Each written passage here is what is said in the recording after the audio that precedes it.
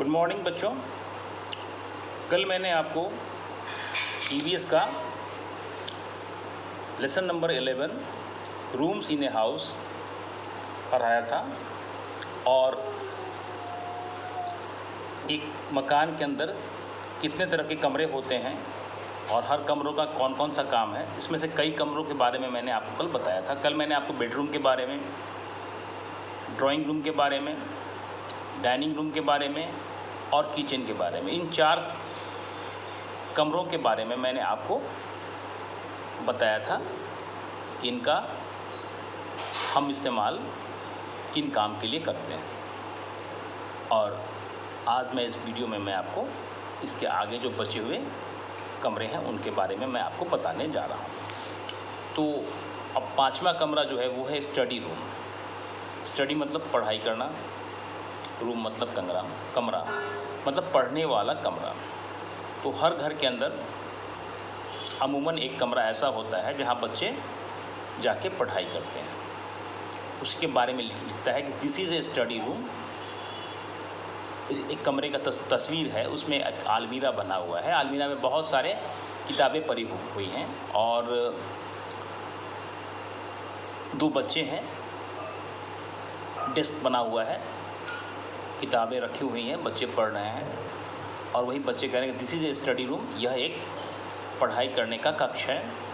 We study in this room, कि हम लोग इस कमरे में पढ़ते हैं। ओके, अब नेक्स्ट पिक्चर में है, आप देखेंगे कि एक आईना लगा है, एक बाथ टब है, टैप का फ़ोटो है, बाल्टी है, सॉपकेस है, सॉप है, मग है, बेसिन है।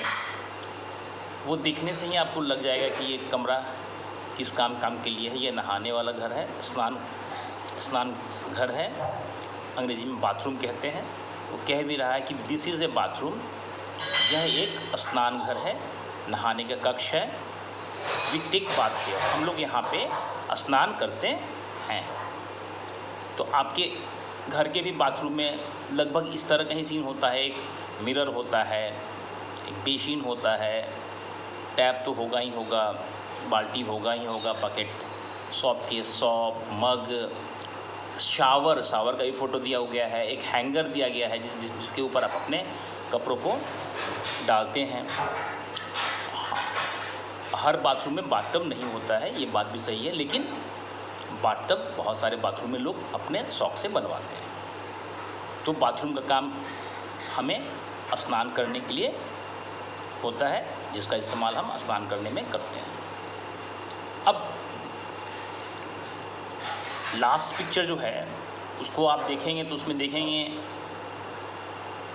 रैक्स बने हुए हैं, बहुत सारे सामान, अलग अलग तरह के सामान रखे हुए गए हैं।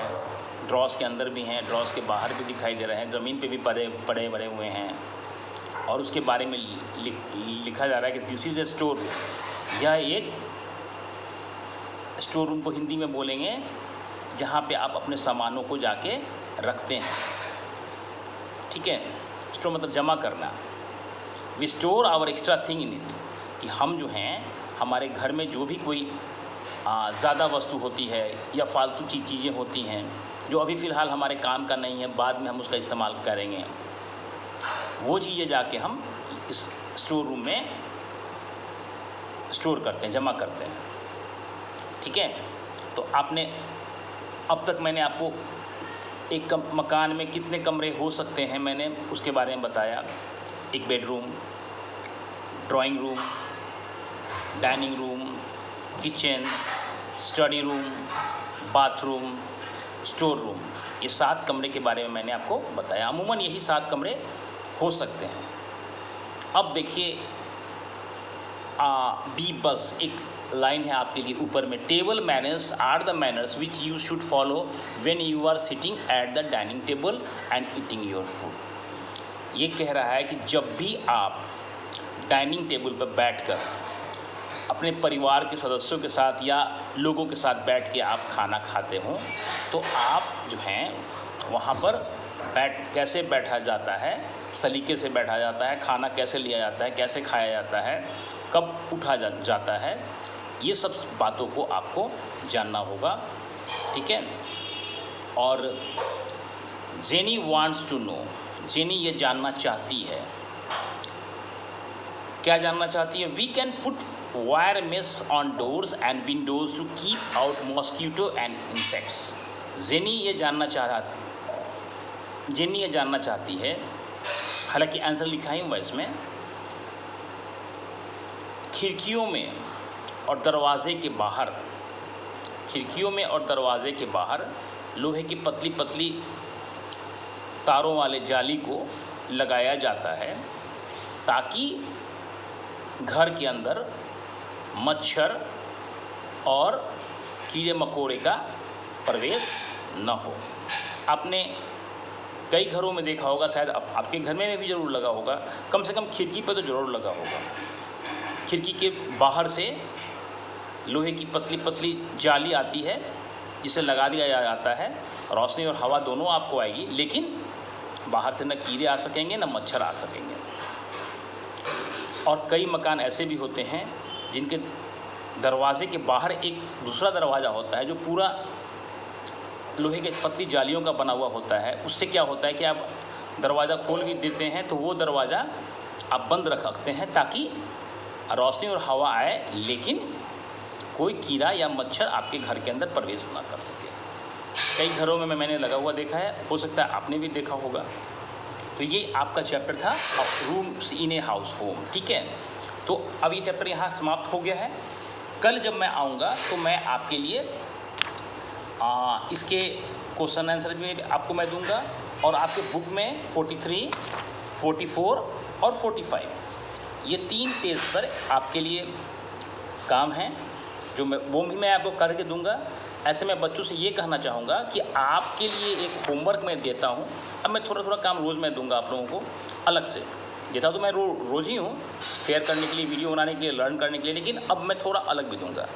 कल जो मैं आपको काम करके देने वाला हूँ क्वेश्चन आंसर वो तो आपको पता नहीं है, लेकिन इस बुक में 43, 44 और 45 इसमें फिल इन द ब्लैंक्स है। 45 में और नीचे में कुछ जगह खाली है उसको भरने हैं, ट्रू फॉल्स है।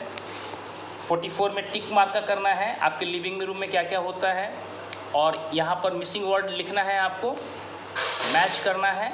तो और इधर आपके बेडरूम में कौन 3 चीज़ है, बाथरूम में कौन 3 चीज़ है, किचन में कौन 3 चीज़ है, इन सबों का आपको नाम लिखना है, पोस्ट करना है। सही हो तो भी अच्छा है, सारा सही हो तो और अच्छा है, कुछ गलत हो तो भी कोई बात नहीं है, जो नहीं आता उसको छोड़ देंगे आप। कल मैं आपको जब इसका पूरा लिख के मैं जब पोस्ट करूँगा तो आप एक बार उससे मैच कर लेंगे, ठीक है। तो आपसे फिर कल मिलते हैं अगले वीडियो में। Bye bye.